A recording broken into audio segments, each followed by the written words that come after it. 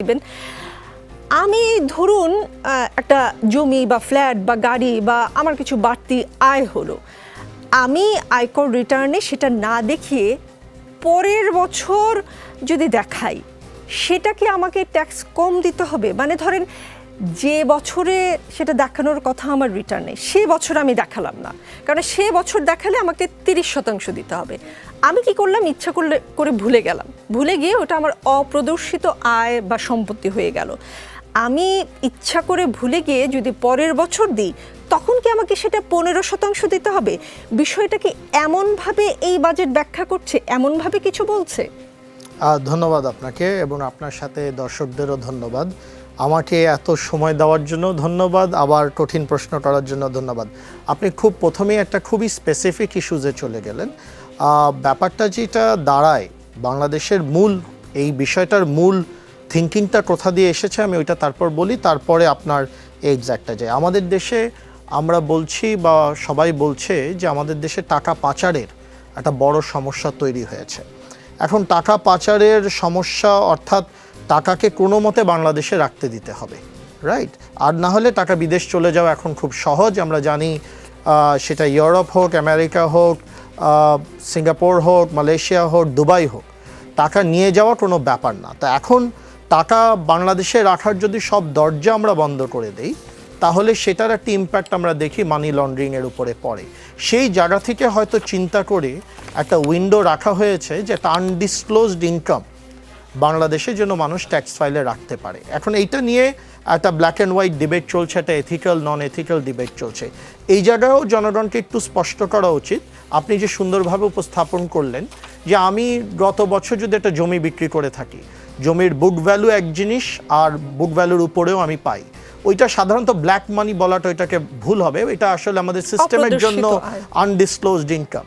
তো এখন প্রশ্ন হচ্ছে, আপনি যেটা বলেছেন এটা সঠিক, এই জায়গায় একটু চিন্তা করা দরকার যে কেউ যদি কোন ইয়ারের ইনকামটা দিচ্ছে ওইটার উপরে করলে অবশ্যই তার উপর একটা সুদ আমি মনে করি ইন্টারেস্ট অ্যাটাচ করা উচিত। আর নাহলে একটা ইনসেন্টিভ থাকবে যে আমরা এই বছর না দেখিয়ে 2 বছর ব্যাংকে রেখে পরে দেখালে তো একটু কম ট্যাক্স দিতে পারি। তা আপনি মনে করি আপনি যেই রিয়েল জায়গাটা আইডেন্টিফাই করেছেন, এইসব জায়গায় চিন্তা করার অবকাশ আছে। জি, এখনো তার মানে যে হিসাবটা আমরা সাধারণ মানুষ বুঝছি যে একটা ফাঁক ফোকর আছে, আসলেই কিছুটা ফাঁক ফোকর আছে। তাহলে আপনি যেটা বললেন যে দেশের টাকা যেন দেশেই থাকে, সেই একটা সুযোগ দেওয়ার জন্য এইরকম একটা সিস্টেমের দরকার আছে, সেটা ওবায়দুল কাদের সাহেব বলেছেন, আরও অনেকে বলবার চেষ্টা করছেন।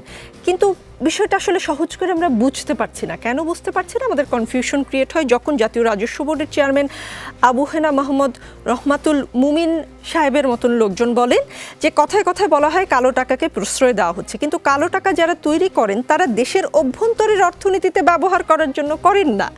কালো টাকা মূলত দেশের বাইরেই বেশি চলে যায় এবং বিভিন্ন ভোগ বিলাসের কাজে ব্যয় হয়ে থাকে। দেশের অর্থনীতির কাজে কালো টাকা ব্যবহৃত হয় না।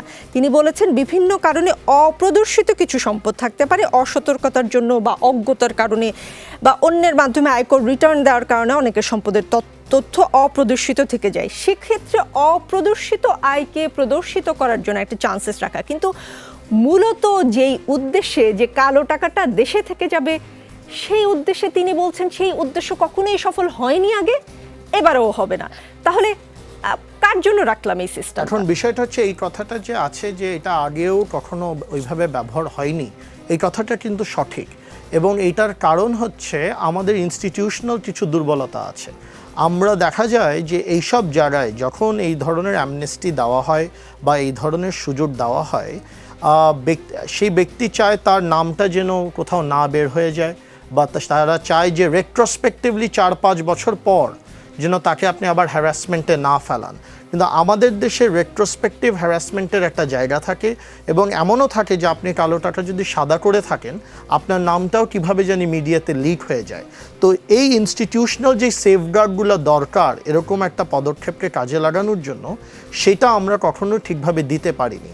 বিদেশে বা অন্যান্য দেশে, যেমন আপনি যদি ইউএইতে যান, আপনি দেখবেন তারা যে সিস্টেমটা করেছে, আপনি কনস্ট্রাকশন সেক্টরে যদি ক্যাশ টাকা ইনভেস্ট করেন তাহলে তারা জিজ্ঞেস করবে না সেই ক্যাশ টাকাটা কোথা দিয়ে আসবে। আপনি যদি সুইজারল্যান্ডে যান, সেই দেশে অফশোর ব্যাংকিংয়ের সিস্টেম এমনভাবে করে রেখেছে যে আপনি সেই অফশোর ব্যাংকিংয়ে যদি সিঙ্গাপুর থেকে টাকা নিয়ে যান, সে জিজ্ঞেস করবে না এই টাকাটা কোথা দিয়ে যেমন এসেছে। খালেদা জিয়ার নাম চলে আসছে, তিনি যেটাই হোক, টাকা মানে সাদা আমি করেছেন। কারো জি। ব্যক্তিগত আক্রমে যাচ্ছি না, বাট আমার যেটা মূল বক্তব্য যে এটা প্রত্যেকটা দেশ কোনো না কোনো পদক্ষেপে টাকা বের হয়ে আসার বা টাকা নিয়ে আসার একটা ব্যবস্থা করে। তা আমি মনে করি আমাদের দেশে এইভাবে ব্ল্যাঙ্কেট 15% না দিয়ে যদি কিছু প্রোডাক্টিভ সেক্টর আইডেন্টিফাই করে দিত যে আপনি এইসব সেক্টরে বিনিয়োগ করলে তাহলে আমরা জিজ্ঞেস করব না আপনি বিনিয়োগের টাকাটা কোথা থেকে পেয়েছেন, আমি মনে করি সেটা আরও প্রোডাক্টিভ হতো।